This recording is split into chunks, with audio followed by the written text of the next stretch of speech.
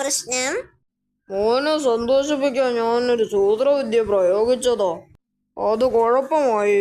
പഴവും 2 ഇലയും വെച്ച് ഞാനൊരു മുഖമുണ്ടാക്കി. ദാ അവിടെ ഉണ്ട്.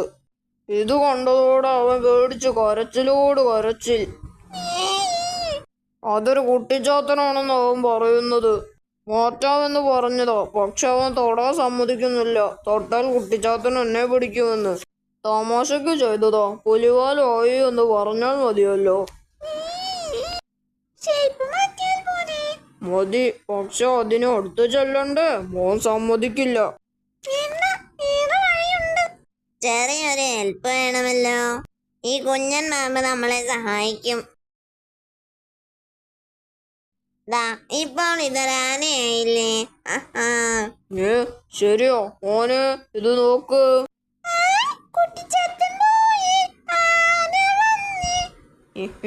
താങ്ക്സ്. ഇതൊന്ന് താഴെ ഇറക്കാൻ സഹായിക്കാമോ പിള്ളേരെ? Thank you. ഫോണ് താഴെ ഇറക്കിയ സ്ഥിതിക്ക് ഇനി നിങ്ങളെ പിടിച്ചു തിന്നാം.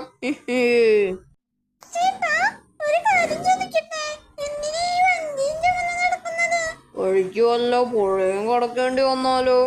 ആ സമയത്ത് 5 കിട്ടിയില്ലെങ്കിലോ എന്ന് കരുതിയോ? അതിനാണെങ്കിൽ അരപ്പട്ട തേങ്ങയല്ലേ കുറെ കൂടി നല്ലത്. ഒരപ്പട്ട തേങ്ങയോ?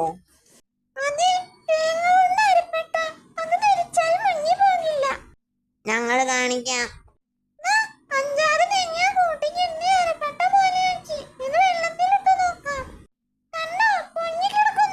ശരിയോ? അത് അരയിൽ ധരിക്കുന്ന ആളൊന്നുമില്ല. ഇത് ചേട്ടന്റെ അരയിൽ കെട്ടിവെച്ചു തരാം. ഓക്കെ, എങ്കിൽ പിന്നെ കാണാം. നിൽക്കടാ ഇവിടെ. അമ്മേ, ഓടാൻ പറ്റുന്നില്ല. ഇത് അഴിച്ചു തന്നിട്ട് പോടാ. കിട്ടിപ്പോയി. ഇനി അത് നടക്കില്ല.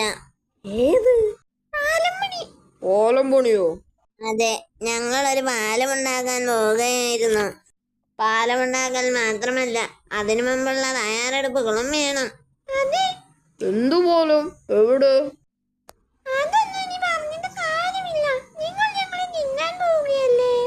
ഇത് പറഞ്ഞിട്ടേ തിന്നോ? എങ്കിൽ ഞങ്ങൾ ആ പാലമുണ്ടാക്കിയിട്ട് തിന്നോ? ശരി, പോറ. ആ തടി കൊണ്ടാ പാലമുണ്ടാക്കുന്നത്. ഇത് അക്കരയ്ക്കും ഇക്കരയ്ക്കും കുറുകെ വെക്കണം. അത്രയേ ഉള്ളൂ. ഇത് ഈസി അല്ലേ? തടി എടുക്കാം.